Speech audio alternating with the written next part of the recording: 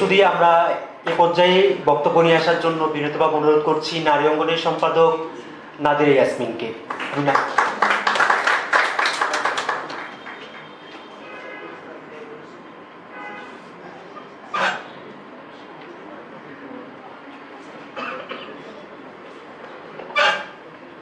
সবাইকে শুভেচ্ছা। আজকের এই সন্ধ্যায় জনমুক্তির আত্মপ্রকাশকে অভিবাদন জানাই। আমি আরও অভিবাদন জানাচ্ছি জনমুক্তির আহ্বায়ক কমিটিকে। আজকে তাদের একটা বিষয় আমার খুব ভালো লেগেছে, এখানে যে 9টা দফা দেখলাম, যে আলোচনা আনলেন মুরাদ হাসান, সেখানে তারা রাজধানী কেন্দ্রিকতাকে ভেঙে দিতে চাচ্ছে। আমাদের এখানে রাজনীতি বলি, সাংস্কৃতিক চর্চা বলি, সব কিছুই প্রায় রাজধানী কেন্দ্রিক। ফলে তাদের এই ভাবনাটাকে খুবই প্রশংসা করতে হয়। আমি এটা বিশেষভাবে প্রশংসা করছি তাদের এই ভাবনাটাকে, এইরকম উদ্যোগকে। আমি অনেক দূর থেকে আসছি, নরসিংদী থেকে, যে তারা রাজধানীর বাইরে এই আলোচনাটা করেছে, এই জন্য খুবই ভালো হয়েছে। যদিও এটা যদি ঢাকায় হতো আমার জন্য বেশি ভালো হতো, কিন্তু তারপরেও তাদের এই চিন্তাটাকে আমি ব্যাপকভাবে প্রশংসা করছি। এবং আমি যেটা বলবো যে কাজের ক্ষেত্রে তারা রাজধানীকে প্রাধান্য না দিয়ে মফস্বল, পরে গ্রাম, উপজেলা, এই জায়গাগুলোকে তারা বেশি প্রাধান্য দেবে। কারণ ওই জায়গাগুলো সেটা আমরা সাংস্কৃতিক আন্দোলন বলি কিংবা রাজনৈতিক আন্দোলন বলি, ওই জায়গাগুলো বেশি জরুরি, বেশি আমরা দেখব যে তাদেরকে নিয়ে আসা এই কাজগুলোতে বেশি দরকার। তারা অনেক বিষয়কে এনেছে তাদের এই 9 দফার মধ্যে, তবে একটা বিষয় মনে হয় জরুরি, একটা বিষয়কে তারা আনেনি, যে বিষয়টাকে আমি আলাপ করতে চাই। আমরা গতকাল দেখেছি, গতকালই তো, যে জাতীয় পার্টির যে কেন্দ্রীয় যে অফিস, সেখানে আগুন দেওয়া হয়েছে। এখন আমার একটা প্রশ্ন, যে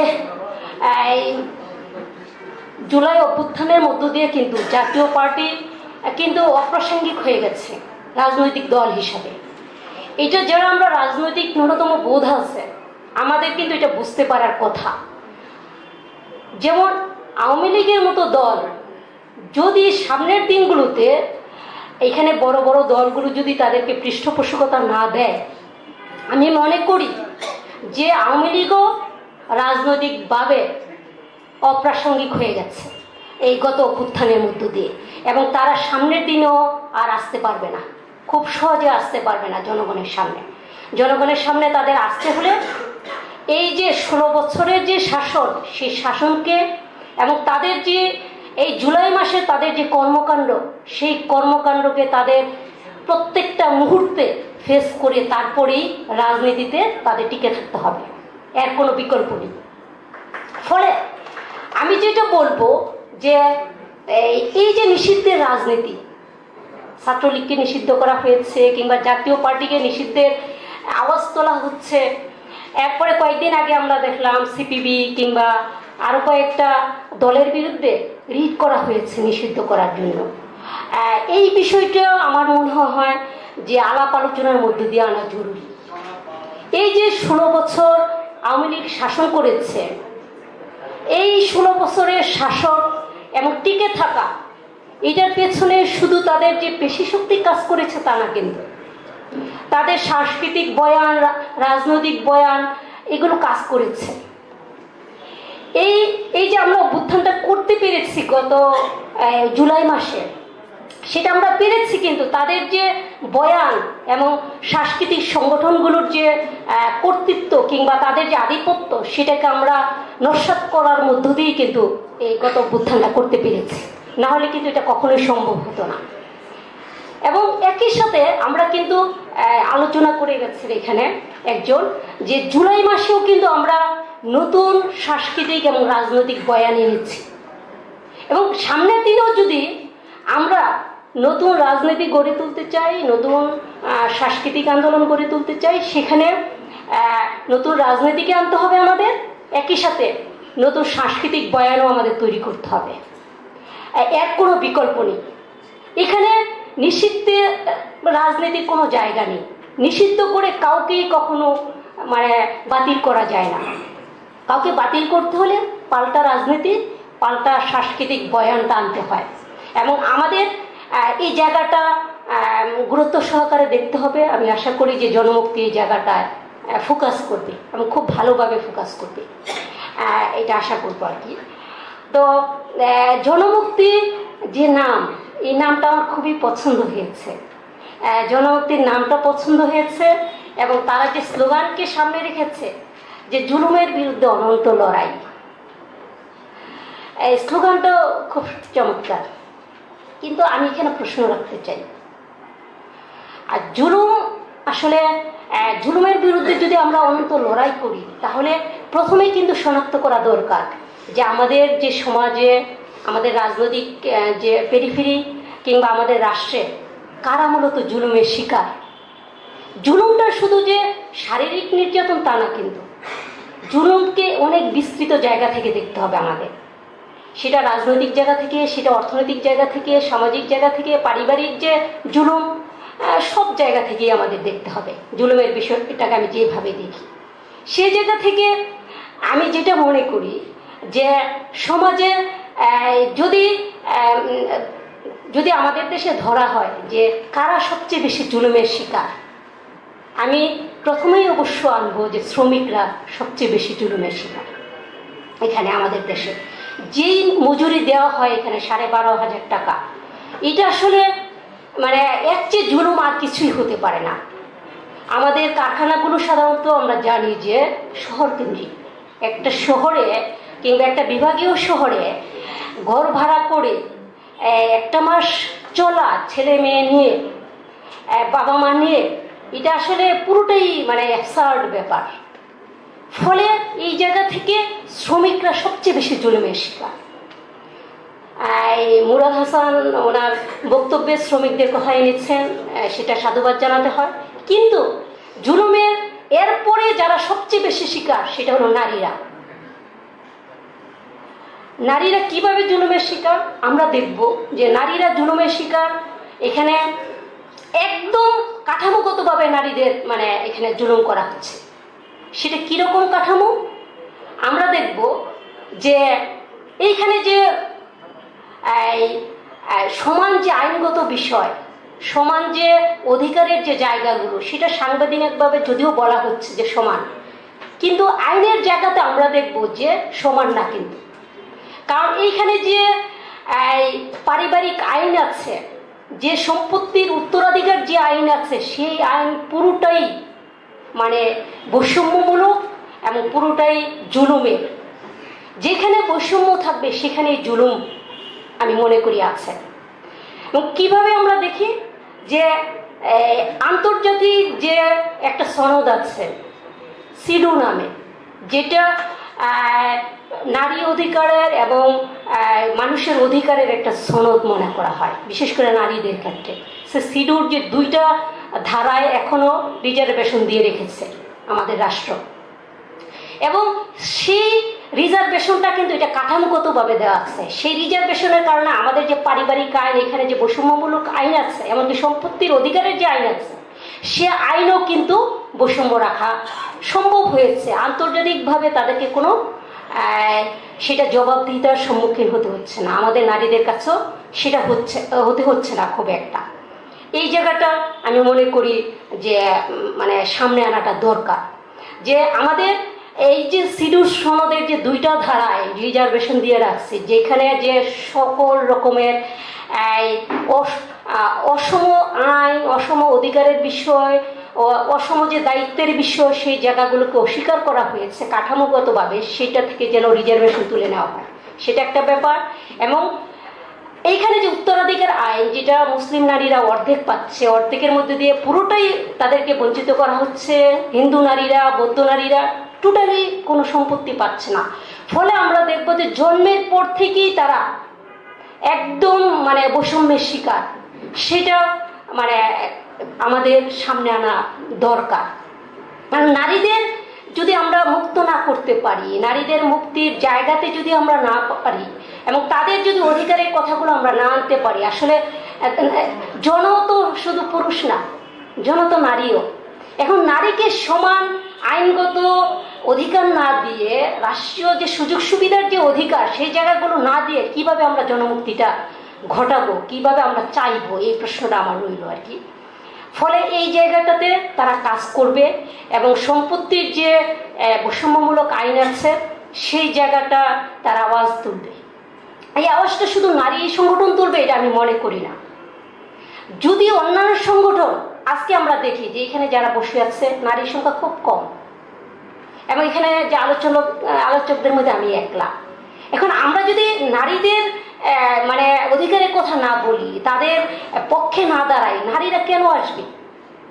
আসার কোনো কারণ নেই, আসবেও না। আর দ্বিতীয়ত হলো গিয়া তাদের যে অধিকারের যে কনসিয়াসনেস সেটাও কখনো তৈরি হবে না। আর নারীরা যে সমাজে সাংস্কৃতিক লড়াইয়ে, রাজনৈতিক লড়াইয়ে যুক্ত না হয় সে সমাজে কখনোই জনমুক্তি সম্ভব না। এবং জুলাই অভ্যুত্থান সেটা আমাদের দেখিয়ে দিয়েছে। জুলাই অভ্যুত্থানে আমি একদম প্রথম দিন থেকে প্রায় আমি ছিলাম শেষ দিন পর্যন্ত, মোটামুটি একদম রাজপথে ছিলাম। আমি দেখেছি শুধু 17, 18, 19 কয়েকদিন নারীদের অংশগ্রহণ কম ছিল, কিন্তু শুরুর দিকে এবং শেষের দিকে 30 জুলাইয়ের দিকে নারীদের অংশগ্রহণ পুরুষের প্রায় সমান সমান। এটা কিন্তু খুবই সিগনিফিক্যান্ট। এবং এই সংখ্যক নারী যদি এই আন্দোলনে না আসতো, এবং ঘরে তো নারীরা সাপোর্ট দিয়েছি এবং রাজপথে তারা ছিল, না হলে এই লড়াই আমরা কখনোই জয়ী হইতে পারতাম না। এবং সামনের দিনে আমাদের যে লড়াই, সেই লড়াইয়ে নারীদের অধিকারের কথা, নারীদের সম্পৃক্ত করার যে কর্মসূচি, সেই কর্মসূচিগুলো যে কোনো সাংস্কৃতিক সংগঠন হোক, সেটা নারী সংগঠন হোক, যদি সেটা না আনে কখনোই নারীরা সেখানে কেন আসবে? আমি আসবো না, আমি বলে দিচ্ছি, আমি যাব না। মানে এখানে আমি এখানে আগাম বলে দিচ্ছি, যদি যেই জায়গাগুলোতে নারীদের এই জায়গাগুলো না আনা হবে সেই জায়গাগুলোতে আমি নিজে যাব না। যেমন আমরা যে নারী অঙ্গন নামে একটা প্ল্যাটফর্ম খুলেছি, এটা খুব বেশি দিন হয় নাই। এখানে আমরা দেখেছি যে নারীদের যে অধিকারের জায়গাগুলো, সেটা রাজনৈতিক সংগঠন হোক কিংবা অন্যান্য নারী সংগঠন হোক, সেখানে অন্তর্ভুক্তিমূলক ব্যাপার ছিল না। এনজিও গণনা নারীদের নিয়ে কাজ আছে। আবার হলো গিয়া যে রাজনৈতিক দলগুলোদের নারী সংগঠন, সেখানেও টোটালি হলো গিয়া মানে একটা শ্রেণীর কিংবা কিছু মানে নামকা অবস্থায়। ফলে আমাদের এই নারী অঙ্গন নামে প্ল্যাটফর্মটা আমাদের খুলতে হয়েছে, শুরু করতে হয়েছে, যেখানে আমরা সব শ্রেণী পেশার নারীদের অধিকারের কথা কিংবা তাদের অন্তর্ভুক্তির কথাটা আমরা মানে ভেবেছি এবং ভাবার প্রয়োজন অনুভব করেছি। এই বিষয়টা আছে। এবং এখানে আরেকটা বিষয় আমি এখানে বলতে চাই যে আশা করি জনমুক্তি এই জায়গাটাতেই করবে, যে এখানে 10টা কমিশন গঠন করা হয়েছে গত কিছুদিনের মধ্যে। এর মধ্যে নারী বিষয়ক যে কমিশনটা গঠন করা হয়েছে সেখানে শুধু একজন প্রধান নারী, এবং সেও কিন্তু এনজিও কর্মী। এবং এই যে নারী যে অধিকারের বিষয়ে, নারী যে মানে ইস্যুটা, এটা কিন্তু ফয়সালার বিষয় পুরোটাই রাজনৈতিক। এটা কোনো এনজিও কর্ম না কিংবা এটা কোনো স্বেচ্ছাসেবারও বিষয় না। আমি যেটা মনে করি পুরোটাই রাজনৈতিক। এই জায়গাটাতেও আমার সমালোচনা আছে। আর বাকি যে কমিশনগুলো গঠন করা হয়েছে সেখানেও টোকেন হিসেবে নারীদের অন্তর্ভুক্ত করা হয়েছে, মানে খুবই খুবই কম সংখ্যক। অথচ আমাদের এখানে আমরা দেখব যে বিভিন্ন সেক্টরে ওই রকম যোগ্য নারীর সংখ্যা কিন্তু কম না, অনেক আছে, কিন্তু তা সত্ত্বেও খুব কম সংখ্যক। একটু দেখাইতে হবে, এই জন্য একজন নেওয়া হচ্ছে এবং কোথাও কোথাও নেওয়াই হয় নাই। এই জায়গাগুলো আমি মনে করি যে তাদের আওয়াজ তোলা দরকার, এটা সব পরিসর থেকে আওয়াজ তোলা দরকার। আর আমি যেটা মনে করি যে যে সাংস্কৃতিক যে লড়াইটা, রাজনৈতিক যে লড়াইটা, এই লড়াই কিন্তু আসলে মানে যদি আমরা জনগণের পক্ষে সেটা করতে চাই, সেখানে যারাই ক্ষমতায় থাকুক, যে দলই ক্ষমতায় থাকুক, সেখানে কিন্তু আমাদের প্রশ্ন করাটা জরুরি, এবং প্রশ্ন ছাড়া কখনোই কোনো রাজনৈতিক আন্দোলন, সাংস্কৃতিক আন্দোলন আগানো সম্ভব না। কাজেই আমরা কমফোর্ট জোনে থেকে আমরা সাংস্কৃতিক লড়াই করব, রাজনৈতিক লড়াই করব, ইম্পসিবল, আমি সেটা মনে করি না। এবং এটা আমরা নারী অঙ্গন কিন্তু আমরা দেখিয়ে দিয়েছি, আমরা একদম ফেসিবাদের সবচেয়ে উর্বর সময় আমরা নারী অঙ্গন নামে প্ল্যাটফর্ম খুলেছি, এবং তাদের রাজনৈতিক ইস্যুগুলো, নারীদের যে ইস্যুগুলো, এই ইস্যুগুলো নিয়ে কিন্তু আমরা আওয়াজ তুলেছি। আমাদের যে পত্রিকা আছে, সেই পত্রিকা আপনারা যদি ভিজিট করেন দেখতে পাবেন। এর জন্য কিন্তু আমরা অনেক ধরনের নির্যাতন, নিপীড়নের শিকার হয়েছি। কাজেই আমরা সাংস্কৃতিক লড়াই করতে যাই কিংবা রাজনৈতিক লড়াই করতে চাই, একটা কমফোর্ট জোনে থেকে আমরা সেই লড়াইটা করবো কখনোই সম্ভব না। সে নিপীড়নের সম্ভাবনা আছে, গ্রেপ্তারের সম্ভাবনা আছে, গুম হওয়ার সম্ভাবনা আছে, হত্যার শিকার হওয়ার সম্ভাবনা আছে। এইটা যখন আমরা মাথায় রেখে কাজ করব, তাহলেই কিন্তু আমাদের সেই লড়াইটা আমরা আগায় নিতে পারবো। না হলে কোনোদিনও আমাদের যে এই যে সাংস্কৃতিক লড়াইগুলো আগায় না কেন, কবিরা, এখানে সংস্কৃতি কর্মী, এখানে নাট্যকার, এখানে যারা ফিল্ম মেকার, সবাই শুধু সুসময়ের অপেক্ষায় থাকে। সুসময়ে বিপ্লব করার কিছু নেই, সুসময় তো আমরা উপভোগ করব, সুসময়কে বিপ্লব করতে হবে, সেই জাগরণ ঘটাইতে হবে কিংবা আওয়াজ তুলতে হবে, এটা দুঃসময় করতে হবে এবং দুঃসময় করতে হয়। এবং এই বিষয়টা জনমুক্তি মাথায় রাখবে আমি মনে করি, এবং মাথায় রেখে তারা তাদের লড়াইটাকে এগিয়ে নিয়ে যাবে। এখানে যদিও অনেক রকম সমালোচনার জায়গা আছে, কিন্তু আমি আসলে এই আশা রাখতে চাই, শেষ মুহূর্ত পর্যন্ত আশা রাখতে চাই যে জুলাই অভ্যুত্থান কিন্তু আমাদের এই আশার জায়গাটা তৈরি করেছে। আমরা সেই আশাটা রেখে যে জায়গায় আমাদের স্বপ্নগুলো পূরণ হবে না, যে জায়গায় আমাদের চাওয়াগুলো পূর্ণ হবে না, সেই জায়গাগুলোতে আমরা লড়াই করব, এবং সেই লড়াইয়ের জমিন কিন্তু তৈরি হয়েছে। আমি প্রত্যেকটা জায়গায় সেই জমিন দেখতে পাই, এবং সেই জমিন এই যে জনমুক্তির মতো অনেক অনেক প্ল্যাটফর্ম গড়ে উঠছে, প্রতিদিন কিন্তু গড়ে উঠছে।